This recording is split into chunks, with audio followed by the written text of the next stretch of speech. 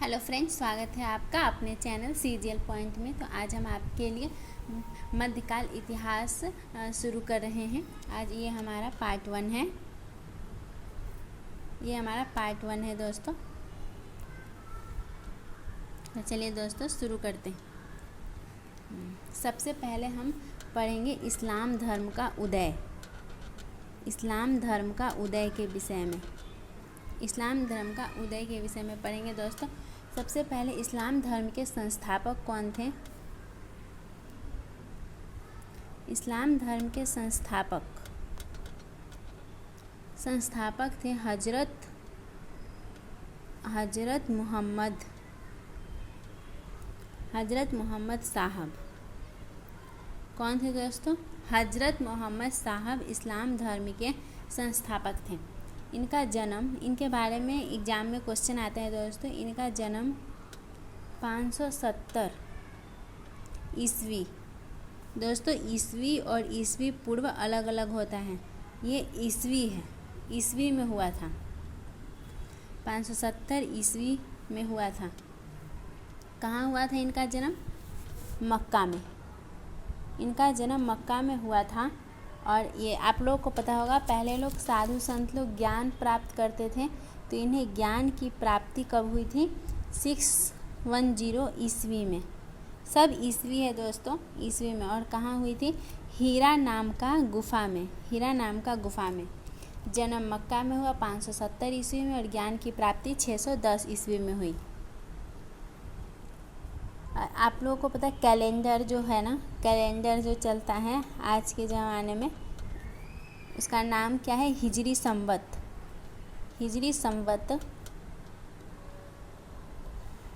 इन्होंने ही स्टार्ट किया था दोस्तों हिजरी संवत का। और वो डेट याद करना पड़ेगा आपको। हिजरी संवत 24 सितंबर 622। तो अभी तक मैंने 3 डेट बताए आपको। मैं आपको एक बार रिकॉल कराती हूँ। 570, 6110 और 622। देखिए 570 में जन्म हुआ, उसके 40 साल बाद उनको ज्ञान प्राप्त हुआ, और 12 साल बाद उन्होंने हिजरी संवत नामक कैलेंडर की स्थापना की। और ये हिजरी संवत कैलेंडर की स्थापना जब की थी, तो उस समय उन्होंने मक्का से मदीना की यात्रा की थी।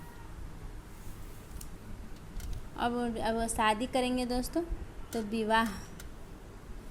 इनका विवाह हुआ था 25 वर्ष की आयु में हुआ था खादीजा से। और ये एक विधवा औरत थी दोस्तों।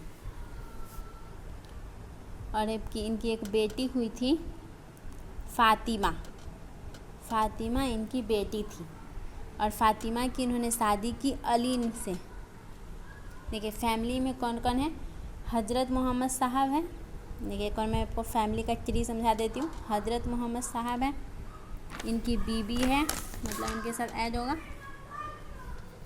खादीजा। और इनसे आया क्या? इनसे आया फातिमा जो उनकी बेटी है, और इसका हस्बैंड है अली। इसका अली है। और हज़रत मोहम्मद साहब के माता पिता जैसे का नाम आपको याद रखना पड़ेगा दोस्तों। अब्दुल्ला इसके पापा थे। अब्दुल्ला प्लस अमीना, इसके। और इन दोनों के मिलने से क्या बना? हज़रत मोहम्मद साहब, मतलब पिता और माता। 632 ईस्वी में इनकी मृत्यु हो गई थी दोस्तों। और इन्हें मदीना में कब्र बनाया गया इनका। देखिए इनका जन्म तो मक्का में हुआ था 570 में, और मदीना में इनका कब्र बनाया गया। और इन्होंने ही बताया था कि कुरान जो है वो मुस्लिमों का पवित्र ग्रंथ है।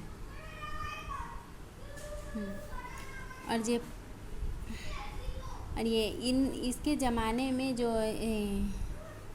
प्रमुख होता था, धार्मिक गुरु जो होते थे मुसलमानों के, इस्लाम धर्म के धार्मिक गुरु को क्या कहते थे? गुरु होगा दोस्तों। क्या कहते थे? खलीफा कहते थे। अगर कोई भी राजा बनता था ना, तो उसे खलीफा से परमिशन लेनी होती थी। बाद में ये धार्मिक गुरु पहले तो ये धार्मिक गुरु थे, फिर उसके बाद वो राजनीति में इंटरेस्ट लेने लगे, तो ये राजनीतिक गुरु भी बन गए। इस्लाम धर्म 2 भागों में बटा हुआ था दोस्तों, एक शिया और एक सुन्नी। एक शिया और सुन्नी। देखिए, शिया जो लोग थे उनका सोचना था ना कि अगर कोई राजा है और उसके जो बेटा है, दामाद है, वही आगे राजा बनेगा। जो सुन्नी था उनका सोचना था कि कोई भी राजा बन सकता है। तो ये जो हज़रत मोहम्मद साहब थे वो किस प्रवृत्ति के थे? वो सुन्नी प्रवृत्ति के थे। इन्होंने 5 शिक्षाएं दी थी दोस्तों, 5 शिक्षाएं जो कि आजकल भी लोग पालन करते हैं। पहला था कि नमाज पढ़ना चाहिए, दूसरा था कलमा पढ़ना चाहिए, तीसरा था कि एक बार जीवन में हज की यात्रा करनी चाहिए, और एक ज़कात, एक है ज़कात कर जो कि इस्लाम वालों से लिया जाता था। ये कर ऐसा था कि इस्लाम में जो लोग जितना अर्न कर रहे हैं उसका कुछ परसेंटेज कर के रूप में देना पड़ता था। मोहम्मद साहब के बारे में हम इतना कैसे जानते हैं? क्योंकि इनके बारे में इब्न इंसाफ ने इनके बारे में किताब लिखी है, तभी हम जानते हैं। हम इतिहास के बारे में इसीलिए जानते हैं क्योंकि किसी ने उनके बारे में लिखा होता है। तो मोहम्मद साहब का जीवन चरित्र किसने लिखा है? इब्न इंसाफ ने। तो अगर ये क्वेश्चन आता है दोस्तों कि पैगंबर मोहम्मद साहब के कथनों में विश्वास करने वाले को क्या कहा जाता था? तो उन्हें सुन्नी कहा जाता था। अब देखते हैं दोस्तों कि भारत में अरबों का आक्रमण देखेंगे दोस्तों। सबसे पहले आपको पता होगा कि हमारा भारत कुछ इस तरीके से है। हमारे भारत में देखें इस तरीके से है।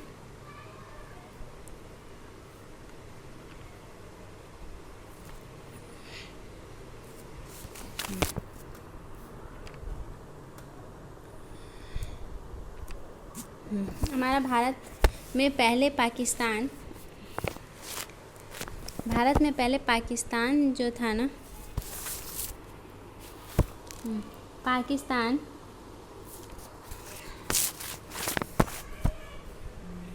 पहले पाकिस्तान और अफ़गानिस्तान भी भारत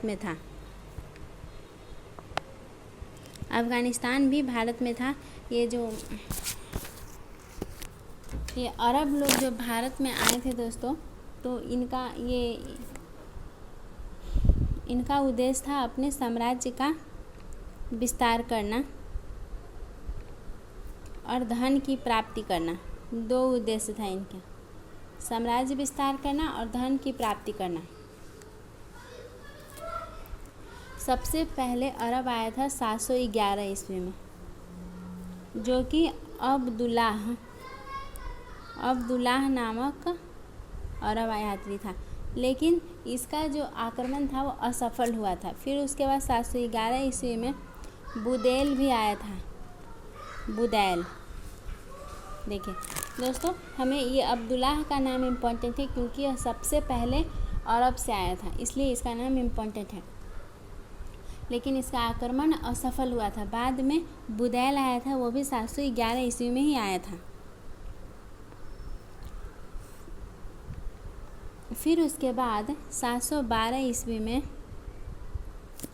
मोहम्मद बिन कासिम आया था दोस्तों। मोहम्मद बिन कासिम आया था। यह आक्रमण सफल आक्रमण था।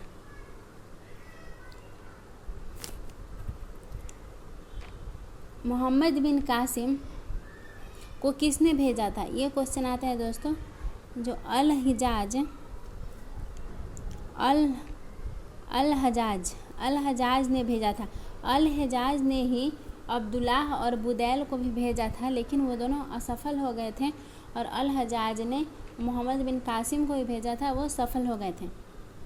अल हजाज ईरान में बैठता था और ईरान में कहाँ, दमिश्क में बैठता था, दमिश्क में। मोहम्मद बिन कासिम ना सिंध के आया था आक्रमण करने के लिए, तो सबसे ज़्यादा कहाँ के लोग मारे गए थे, सिंध में एक देवल नाम का जगह है दोस्तों, वहाँ पे बहुत ज़्यादा संख्या में नरसंहार हुआ था। जब अरब आए थे तब उस समय सिंध पर राजा दाहिर का शासन था। ये भी क्वेश्चन आता है दोस्तों, किसका शासन था, राजा दाहिर का। राजा दाहिर चच का पुत्र था, चच का पुत्र। देखिए एक ग्रंथ है दोस्तों चचनामा, चचनामा ग्रंथ से ही हमें ये सिंध पर किस तरीके से अरबों ने विजय प्राप्त की इसकी जानकारी मिलती है। यह ग्रंथ फारसी भाषा में लिखी गई है।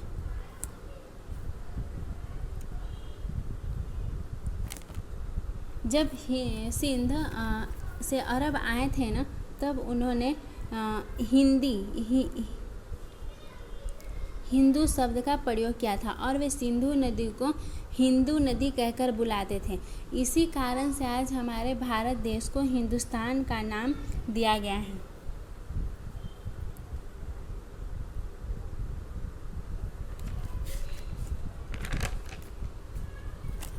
देखिए ये ईरान के लोग जो थे वो उनका एरिया राजस्थान जैसा इलाका था, मतलब कि वो लोग रेगिस्तान जैसे इलाके में रहते थे, तो वहाँ पर खजूर की खेती बहुत ज़्यादा होती थी।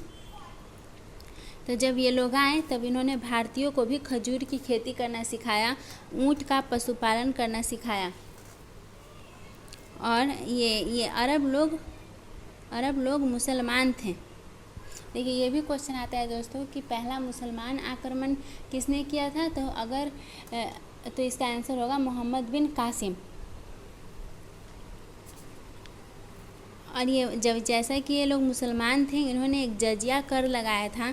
जजिया कर क्या होता था, जो लोग मुसलमान नहीं है ना, उनको मुसलमान ना होने के कारण एक टैक्स देना पड़ता था, उसे जजिया कर कहते थे।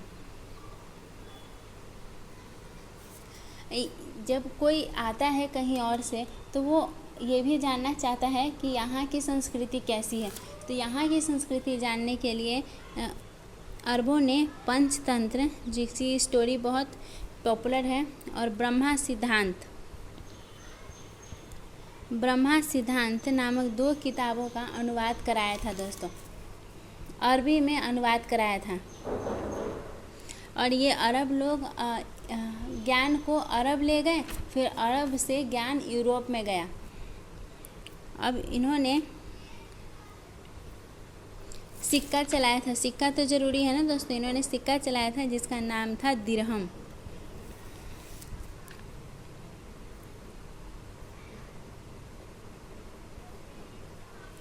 अरबों के आक्रमण से इतना ही इम्पोर्टेंट है दोस्तों। इसके बाद मोहम्मद गजनबी आया था।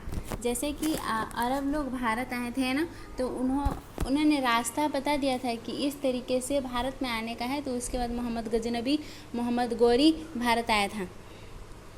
ये हमारा पार्ट 1 यहीं पे ख़त्म होता है दोस्तों। अगर आपको ये वीडियो अच्छा लगा तो प्लीज़ हमारे चैनल को सब्सक्राइब करिए और अपने दोस्तों के साथ शेयर